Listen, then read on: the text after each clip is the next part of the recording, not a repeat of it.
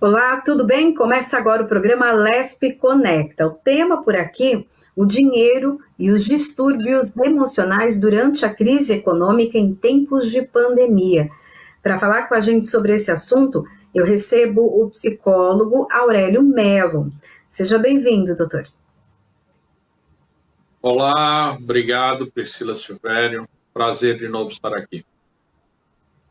Prazer é meu e com certeza a gente vai bater um papo agora. E o assunto bem interessante, né? Dinheiro. Doutor, eu queria que o senhor Dinheiro. começasse contando um pouquinho para a gente essa relação, né, que as pessoas têm com o dinheiro nesse momento de pandemia. Olha, a gente tem ouvido, né, as pessoas dizerem que elas não estão consumindo como estavam antes da pandemia, né? De um modo geral, a gente tem que observar, claro, muita gente tem comprado, consumido através da internet, né? Mas o fato é que, de um modo geral, o consumo ele diminuiu agora nos tempos da pandemia. Então, a relação com o dinheiro, ela é uma relação muito antiga, né? Quer dizer, já foi escrito muita coisa sobre isso, né? Da origem da riqueza, né? Um livro clássico, né? Falando da relação do homem com o dinheiro. Né? E agora, em tempos de pandemia, a gente está observando uma brecada aí nesse impulso para compra, para o consumo, muitas vezes um impulso exagerado, né? Então, as pessoas têm se dado conta um pouco de uma outra relação com o dinheiro, né? Quer dizer, eu tenho observado é, como funciona, né, a questão da economia, né? A economia que você acaba fazendo porque você não sai, porque você não se desloca para outros lugares para consumo, né? Então a gente vem observando aí uma mudança no comportamento em relação ao dinheiro. O senhor acha também que as pessoas têm valorizado mais o dinheiro nesse momento em que muitos salários foram diminuídos, há uma crise econômica, né? Muitos desempregados. O senhor acha que as pessoas estão pensando mais, por exemplo, no amanhã, guardar um pouco agora, porque não sabem, né, o que nos espera nos próximos meses? Por um lado, as pessoas estão apreensivas em relação ao futuro, né? E de fato há uma diminuição no gasto, e a gente pode dizer que existe uma crise que é psicológica, né? As pessoas têm o dinheiro, mas elas não gastam por receio, né? Então, muitas vezes o mercado para em função disso. Aquelas pessoas que costumam investir, elas ficam esperando as coisas mudarem, né? Então, existe sim esse movimento, mas ao mesmo tempo tem o movimento daquelas pessoas que já estão há muito tempo sem o mesmo ritmo de consumo, né? Que já há uma certa saturação da pandemia, e elas começam então através da internet, né, das redes, fazer compras, gastar, né? A gente vem observando também uma mudança nesse sentido. O senhor falou dessa questão de gastar, né? E tem pela internet muita gente que começa a comprar até aquilo que não precisa, né? Até pelo gosto de gastar, de comprar algo. Eu queria que o senhor falasse então dessa relação emocional com o dinheiro também. Uhum. Bom, a relação com o dinheiro, a primeira coisa que passa na cabeça da gente é que seria uma relação racional, né? Então, porque se trata de economia, se trata de cálculos, mas na verdade, por trás dessa relação racional, existe muita paixão, né? Algumas pessoas são mais racionais na lida com o dinheiro. Elas se planejam, né? Elas calculam o custo das coisas, elas pesquisam, elas, de certa maneira, conseguem separar aquilo que é necessidade daquilo que é um prazer, é algo menos necessário.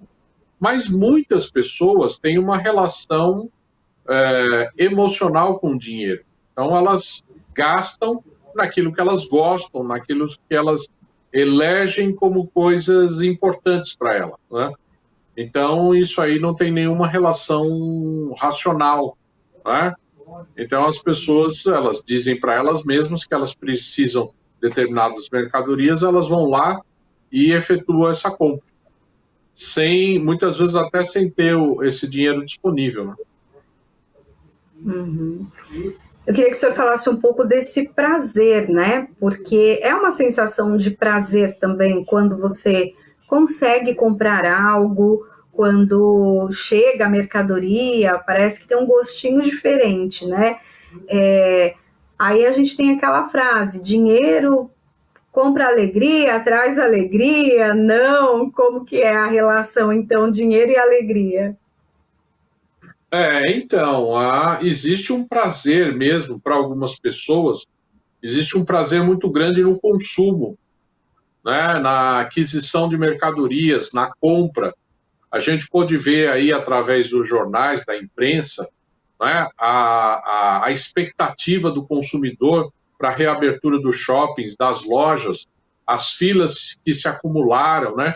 Eu cheguei a ver reportagem onde uma senhora, ela esmurrava a loja, a porta de uma loja, porque estava atrasada lá 20, 30 minutos que não abria conforme o prometido. Então, existe uma compulsão por compras em muitas pessoas. Muitas pessoas sentem um prazer enorme no ato de comprar, né? E é como o prazer com outras coisas, com a bebida, com o jogo, né? Então, muitas vezes, o consumo ele pode se tornar também uma compulsão, né?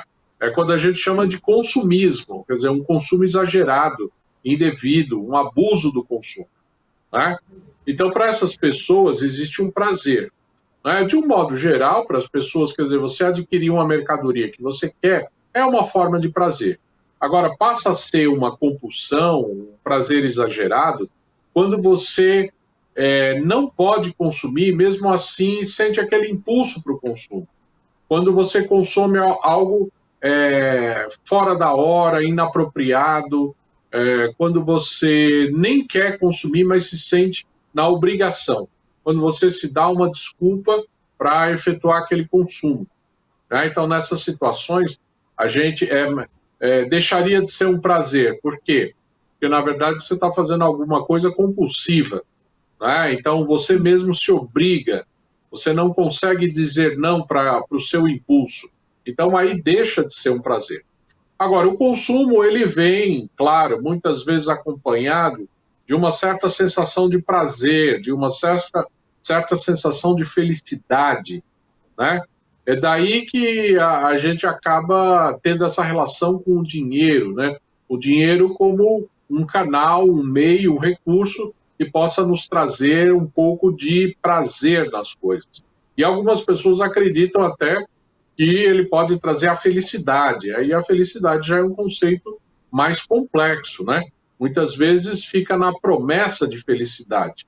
Às vezes você acredita que depois que adquirir determinada mercadoria, você pode ser mais feliz, né? Mas isso daí é uma promessa que muitas vezes está embutida mesmo nas mercadorias, na propaganda, nas embalagens, né?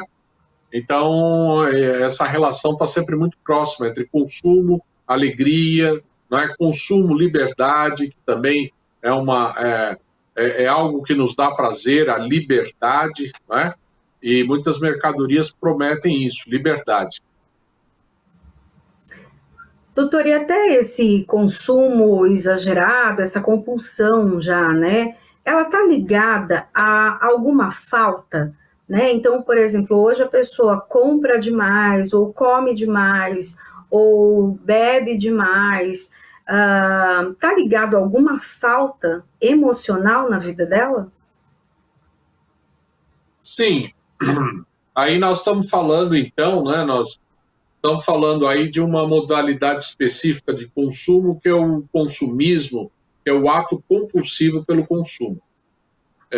Nesse sentido, nós estamos falando de um tipo de adicção, né? Como tem a adicção das drogas, a compulsão pelas drogas, pelo álcool, né? Então, o consumo exagerado ele pode ser um tipo de adicção também, um tipo de dependência, né? E isso é um sintoma que alguma coisa está acontecendo. Pode ser na linha do que você falou, de uma falta, né? De um sentimento de vazio, né? Que o indivíduo experimenta e não sabendo como lidar com esse sentimento, não suportando essa sensação de vazio, ele recorre ao consumo como forma de preencher esse vazio.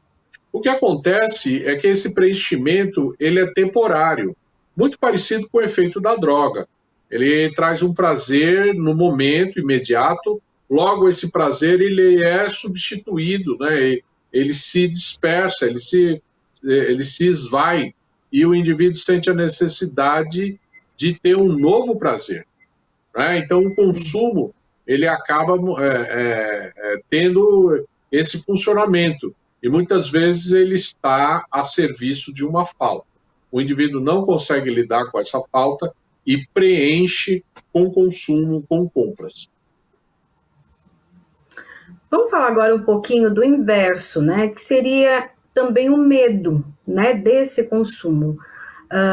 Pessoas que tiveram muita falta, né, seja na infância, dificuldades financeiras, os pais ali acabaram oferecendo, né, o que podiam, uma vida então muito modesta, muito, às vezes até ali numa pobreza mesmo, e a pessoa ascende na vida, tem dinheiro, mas ela tem medo de lidar com esse dinheiro, medo com a falta, medo de acontecer com ele o que já aconteceu na infância. Existe isso, esse ciclo, e como quebrar? Excelente. Você acabou de dar um exemplo, uma possibilidade de como a história da nossa vida pode determinar a nossa relação atual com o dinheiro, com as coisas.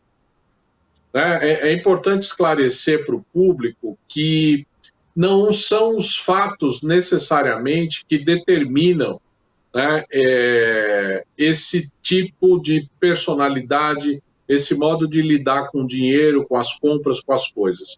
Não é exatamente o que aconteceu com você, mas a experiência que você teve com o que aconteceu com você. Como você entendeu, como você interpretou, não é? Como você vivenciou determinado momento da sua vida. Então, vamos pegar esse exemplo que você deu, que é um exemplo, na verdade, que é a história de muitas pessoas. Né? Então, muitas pessoas privadas na infância, né?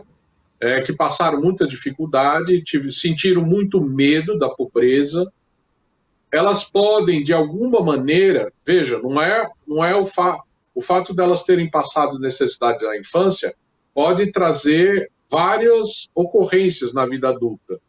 Ela pode se comportar de diferentes maneiras. Vamos pegar uma para dar exemplo. Ela, então, pode ficar com esse fantasma rondando a cabeça dela e ela estar bem, vamos dizer assim, financeiramente, com um poder aquisitivo, para poder consumir, comprar as coisas razoavelmente, mas ela está sempre sendo rondada por um fantasma da pobreza, do endividamento. Então, ela se recusa a gastar. Ela se torna uma pessoa avarenta. Né? A gente tem dois extremos aí na relação com o dinheiro. A gente tem o perdulário, né? Aquele que vai desperdiçar dinheiro, que vai gastar à toa, que não vai valorizar nada o seu dinheiro. E a gente tem no outro extremo o avarento, aquele sujeito que tem muito medo de gastar dinheiro. Né? Na fantasia dele, gastar dinheiro significa um pouco se perder, né? Como se ele fosse se gastar. Né? É uma ideia psicológica muito simbólica. Né? O avarento ele tem medo de se desmanchar junto com o dinheiro, com o gasto. Né? Ele tem medo de se gastar também, de gastar a vida dele, mais do que o dinheiro. Então, ele pode se tornar uma pessoa hoje que tem condição de consumir algumas coisas, mas com muito medo de consumir, com muito medo de empobrecer. Então, se torna uma pessoa avarenta, uma pessoa que se recusa a ter algumas coisas melhores, a fazer algumas aquisições, né? Então, a gente tem casos até que viram piada em família, entre os amigos, né? Quer dizer, pessoas que elas se negam até as últimas a gastar qualquer centavo, né? E às vezes tem uma vida muito privada, né? Uma vida muito restrita, mas não porque não tem dinheiro, mas porque tem medo de gastar o dinheiro que tem. Uhum. Tem uma relação também com o dinheiro, quando né, a gente era pequeno, escutava, tipo, pegou no dinheiro, vai lavar a mão, o dinheiro é sujo. A gente meio que aprendeu que o dinheiro era sujo, né? Eu queria que você falasse um pouco disso também, né? Isso acaba travando as finanças quando a gente coloca na cabeça, então, que o dinheiro é sujo ou que o dinheiro até se for pensar na religião, né, que fala também sobre essa questão da riqueza, de, de não alcançar o reino dos céus caso, né, a pessoa seja rica, tem essas questões que acabam travando também que a pessoa tem uma condição melhor financeira? Sim, Priscila, de fato, a formação religiosa ela pode muitas vezes ser uma formação onde se condena o dinheiro, o acúmulo de dinheiro, né? A gente vê as diferenças disso nas nações, nos países, nas culturas, né? Então, a formação, por exemplo, do povo brasileiro, ela veio muito perpetrada dessa ideia do dinheiro como algo ruim, né, do lucro como algo pecaminoso, né, muito próximo de um pecado, você ter lucro, né? Então, a gente tem na nossa formação, no imaginário do brasileiro, existe um pouco essa ideia do dinheiro como algo sujo, né? Talvez até isso explique também, muitas vezes, a ideia da corrupção, quer dizer, as pessoas precisam se sujar com dinheiro para poderem ficar ricas, né? Muitas vezes as pessoas não acreditam que você possa enriquecer de um modo limpo, vamos dizer assim, entre aspas, né? Então, muitas vezes, porque essa noção de dinheiro vem junto com a noção de sujeira, né? Então, muitas vezes a pessoa, quando ela manipula o dinheiro, seja no sentido concreto, quando ela pega no papel moeda, né? Ela se sente suja, ou quando ela acumula dinheiro, ou ganha dinheiro, ela se sente de alguma maneira culpada, né? Às vezes a gente vai ver pessoas que têm a necessidade de ajudar os outros, têm a necessidade ou têm vergonha de falar do dinheiro que possuem como se fosse algo sujo, algo vergonhoso, né? Então existe essa faceta também. Quando eu associo dinheiro a algo sujo, ao pecado, então eu tenho vergonha disso, eu tenho culpa, eu escondo de mim mesmo e dos outros, né? Eu me desculpo muitas vezes por ter um dinheiro, né? Eu fico com vergonha de ter um bem melhor, porque as pessoas vão perceber que eu tenho dinheiro, isso para mim não é, né? Enquanto que algumas pessoas gostam de ostentar o dinheiro que tem outras que têm vergonha do dinheiro que tem, né? Então veja que existem várias possibilidades da gente se relacionar com o dinheiro, né? Várias maneiras. Tem uma outra questão que a gente fala, escuta muito, né? Que o dinheiro corrompe. Corrompe mesmo? Olha, se você pensar no dinheiro como poder, o poder ele sempre é sedutor, né? O poder ele sempre objetiva comprar as pessoas, ter acesso às coisas. Então, de fato, existe um risco. Agora, a gente precisa entender até que ponto as pessoas que procuram, não é, ter grandes ganhos, procuram fontes enormes de dinheiro, até que ponto elas já não estão predispostas a se corromperem, né? Você vai ter exemplos para todos os gostos. Você vai ter pessoas muito simples, muito humildes.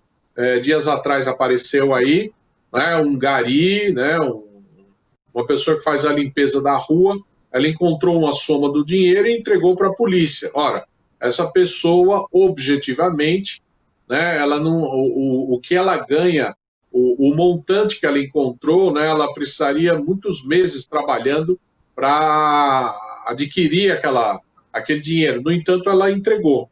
Né? E outras pessoas que têm já uma quantia absurda guardada, muitas vezes ela acaba se envolvendo na corrupção com grandes somas. Por que isso? Então, porque na formação de cada pessoa se estabelece uma relação com o dinheiro, né? Então, muitas pessoas são mais corruptíveis que outras, certamente. Nesse momento de Covid, né, em que a contaminação pelo novo coronavírus é tão alta, se fala muito dessa questão também do dinheiro, fala dessa questão da sujeira, que o senhor já vem falando com a gente.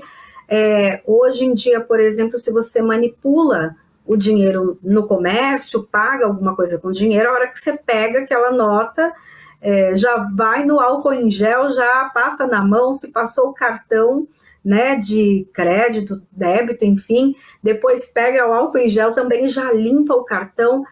Isso pode, no subconsciente, trazer alguma informação, trazer algum bloqueio, essa nova prática que as pessoas estão adotando para não se contaminar, acaba trazendo também algo psicológico nessa relação do dinheiro?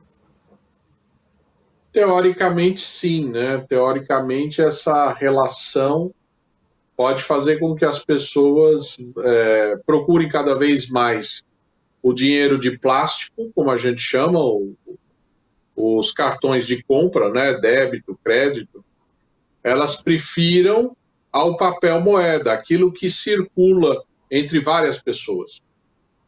Né? Note que a tendência das sociedades modernas é a tendência higienista.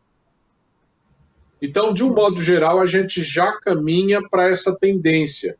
Né? A gente caminha para a eliminação de tudo aquilo que passa nas mãos de muita gente, aquilo que é tido como sujo.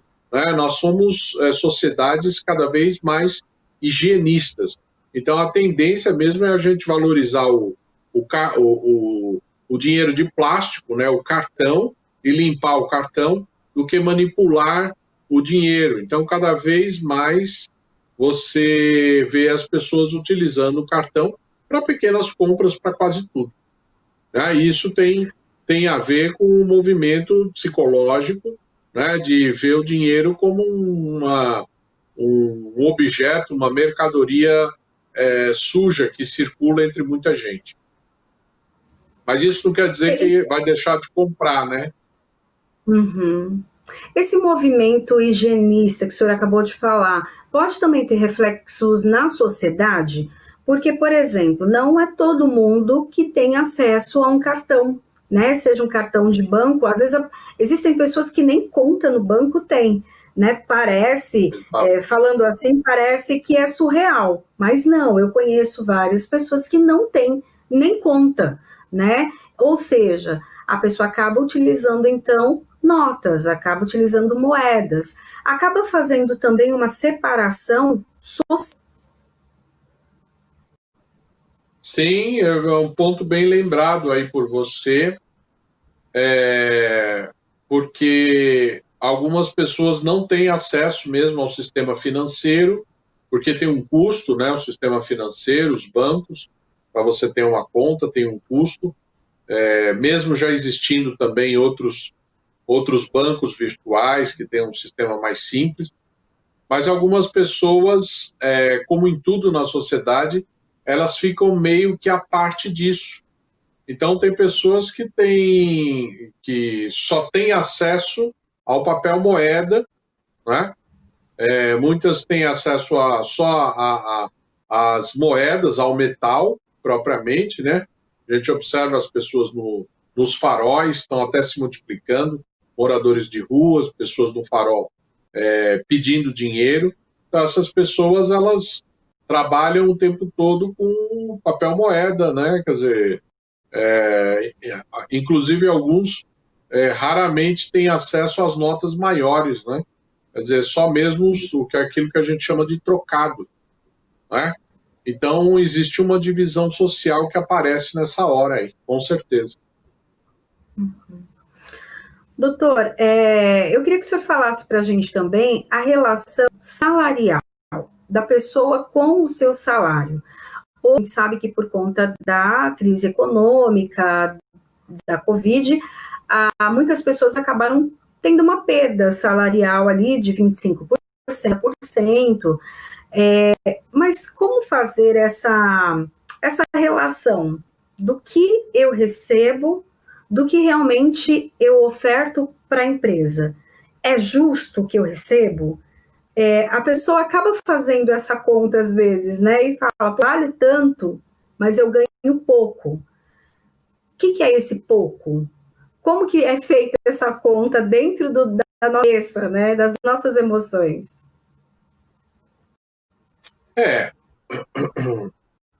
Veja, de novo, você tem uma questão que existe o fato em si, objetivamente, né? Você ganha X por mês, mas as pessoas, elas possuem um mundo interno de fantasias, de imaginação, de sonhos, de desejos, né? De paixões. Então, elas vão interpretar esse salário de acordo com esse mundo interno. Então, a gente vai ver, por exemplo, pessoas que se adequam muito ao que ganham e têm o seu salário como um limite, um parâmetro da sua vida. E ela se mantém de acordo com o seu salário. Ela procura adequar a sua vida ao seu salário. Enquanto que outras vão entender que o seu salário é pouco para o tipo de vida que ela merece ou que ela deveria ter. Então, essas pessoas muitas vezes vão ter uma relação de reivindicação, de reclamação, né? Vão estar resmungando acerca do seu salário e vão estar, muitas vezes, passando esse limite, fazendo alguns gastos, algumas compras além do que elas ganham, porque elas não se contentam, elas não se submetem a esse limite real que é o salário. Então, a maneira como nós vamos nos relacionar com o nosso salário, né? Quem tem um salário, né? Tem gente que tem uma renda que é diferente, né? Tem gente que é autônomo, que não é bem um salário, mas que ele gera a própria renda. Então, as pessoas vão dimensionar isso de acordo com um tipo de personalidade delas, né? Então, tem pessoas que são muito, vamos dizer assim, obedientes, que tendem a se enquadrar naquilo que elas ganham e elas podem até não achar justo, mas elas tendem a seguir isso. E tem outras que são eternas reclamantes, né, daquela condição que ela tem. Elas nunca estão satisfeitas, né, que elas vão estar sempre achando que o que elas ganham é pouco e deveria ser mais, né? Então, o salário seria algo objetivo e a forma como eu lido com isso, como eu lido com o meu salário, seria uma forma subjetiva, ligada às minhas fantasias, minhas emoções, meu modo de pensar. Tudo isso a gente chama de subjetividade, esse mundo interno, que interpreta o tempo todo o mundo externo, né? Bom, eu quero agradecer, então, né, a presença do senhor hoje aqui no programa Alesp Conecta e dividir com a gente um pouquinho essa relação, né, para a gente entender também essa nossa relação com o dinheiro. Muito obrigada pela sua participação. Obrigado, Priscila, foi um prazer e até a próxima. Até a próxima. Bom, então o programa Alesp Conecta fica por aqui. A gente se encontra na programação da Rede Alesp. Tchau, tchau.